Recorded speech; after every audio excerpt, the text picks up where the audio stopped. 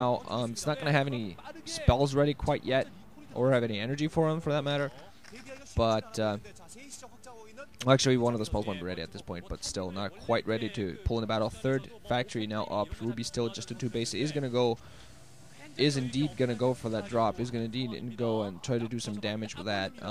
If he goes on the north side, flies from the south side, I'm sorry, that is going to get spotted. JangBi still actually, yeah, he's going to fly from the south side, so it is going to get spotted by the one single pylon.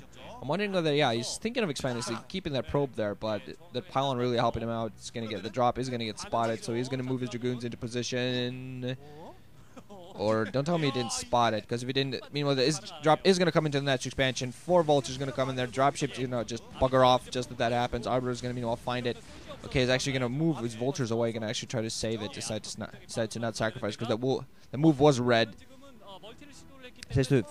Yeah, kind of like Ruby playing very carefully. He actually could have sacrificed those vultures, flown the dropship away, and actually gotten several probe kills, but instead he decided not to. Decided to save as many vultures as he can. Has a science facility going up, and EMP researching. Looks like a DT still moving around the field. Vultures are trying to be annoying, planning on mines at 6 o'clock, taking out the probe. Gonna take out the pylon most likely as well. JangBi in response actually gonna expand at the 9 o'clock. Ruby is expanding at the 2 o'clock position.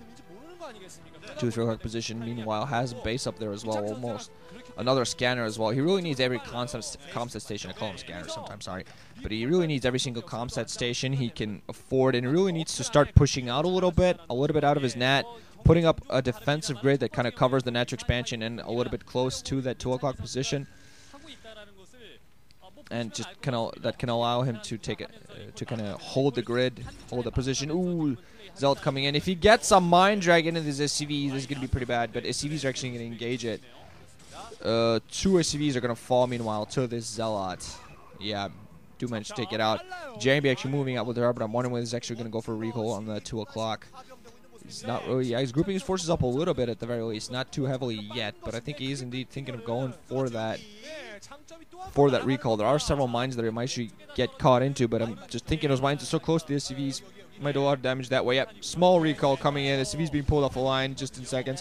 Commander are going to come up. I think Commander is actually going to go down. A lot of Dragoons there. And absolutely, because of the lack of a defensive grid by Ruby, he's just going to lose that expansion. Some Vulture's going to come in, but the Commander is going to go down. This is what I'm thinking. He should have had defensive grid up, should have had turrets around, try to catch that Arbiter, because he knew that Arbiter was in play at that point, as he should have known. So just needs to mine up all around. He has a couple of science vessels out. He really needs to have those around to help defend his positions, to just EMPs those Arbiters as they come in, make them useless. Yeah, an observer there lost, and every single observer lost is also help, meaning that not as easy. It's not going to be as easy to avoid those mines. Ruby meanwhile can expand the 12 o'clock, just trying to put up a hidden position where he can take advantage of. Nice stasis. Though catches both science vessels. A lot of troops on the ground. This is what I mean. Just JangBi's Arbiter play. Just, oof, man, scary to watch. 2 science vessels would have been critical in that attack. Both get taken out. Some SCVs around the middle around the map, just trying to put up turrets, but meanwhile he's just going to lose his entire force. Science vessel is going to go down in seconds. He's going to try to save his science vessel. It's going to be critical. He might save one, but I honestly doubt it. Meanwhile, going to move in with tanks, scan up, and just try to force those forces back away from those ground forces. At least try to save those stasis forces. Siege up all those tanks. Vulture's not quite coming into position, allowing those Dragoons moving way too close. One Goliath, they're trying to pick off the one single Arbiter. Far too many Dragoons down for JangBi. Ruby meanwhile going to lose all of his ground forces, and just as this happened, he's unstasis. The rest of his forces unstasis, so he does barely manage to save the science vessel, but still loses a large number of his ground army. A couple of vultures going to move towards this 9 o'clock position, going to try to pick off probes. Actually not doing anything. It's just standing in the range of cannons, not doing anything. Arbiter is actually going to come and start attacking them. Hello, vultures, die. Just JangBi still managed to keep a semblance of a large army. Now going to move right towards the 12 o'clock. That's going to be attacked right now. Zealots and following by Dragoons. Actually, yeah, holding up, and they're just going to move right towards this army and right towards that base. Just JangBi absolutely dominating this game, really. Ruby not really managing to keep up at the moment, not really keeping up in troop count, not really managing to keep up economically, just because JangBi has such heads-up play here. He's going to be able, I think, in just a couple of minutes more, and I think he's going to actually be able to take this game, because he's denying those expansions. He's going to be able to safely take a 4th soon, I feel. And he's just been denying Ruby's 3rd for such a long time. is finally has some sort of a defensive grid in his main, but that's not really enough. He's not going to be able to mine too much longer from his main naturally. He's going to be able at least to save, I believe, save that command center from that 12 and actually move some vultures to the upper left hand where JangBi is expanding, take that out.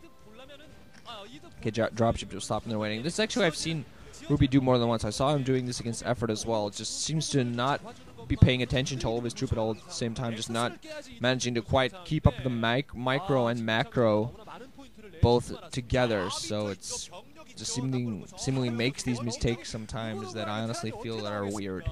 It's like he sometimes doesn't spot the positions. 2 arbiters coming in. We're going to see if they actually try to get something off. Stasis, unfortunately, not a very good one. Only hit 2 vultures, but they are going to act as a partial block for kind of both players, interestingly enough. Meanwhile, there is going to be a drop coming from Ruby at this 9 o'clock. A tank, including a couple of vultures, I believe. Zealots penetrating the natural expansion. Not really many defensive forces at all. That's natural expansion going to be in a pretty bad position. Ruby, I think, is going to lose this. Yeah, this command center is going to be floated up, but I think it's going to go down anyway. Far too many Dragoons.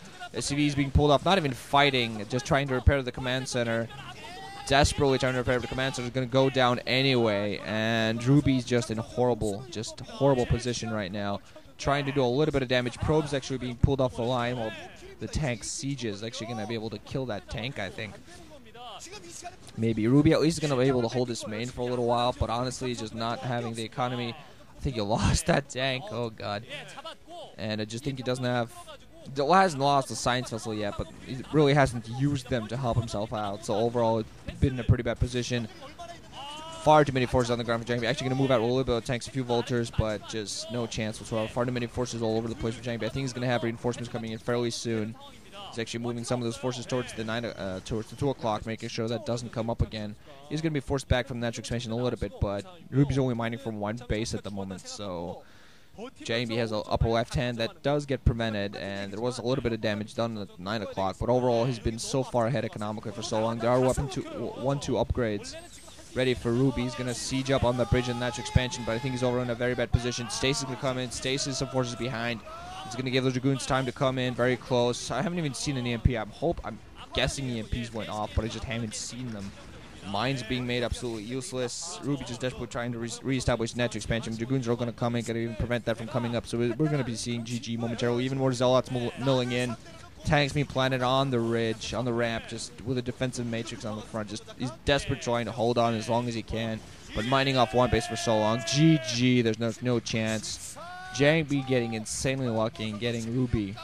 And Ruby having bitten Effort just kind of played into his hands. So he's going to 2-0 his group, move on to the round of 16, and yet another MSL. We're going to see whether this is actually the start of a road of redemption for him, because at the moment, also, I feel Flash is the dominant force in this MSL by far, and the only rivals he might have are perhaps Jaedong, Effort, in Zerg-wise. TVT-wise, I honestly don't think there's anybody here who can play up to snuff. Not even Kanata. Just with Flash dominant right now, there's no chance. And the only rivals he might have are Protosses. So the only good PvT players left are Best and JangBi, because Stork and Beast who have been knocked out. Even though Beast's PvT is not the best, he still managed to take out Flash on many occasions. But yeah, JangBi moving out, so we're going to see if he faces off against Flash, round of 16, round of 8, he might be the guy to knock him out of this tournament. We're going to see. So GG guys, ranching out, thanks for listening, hope you enjoyed. Moving on to the losers and final matches.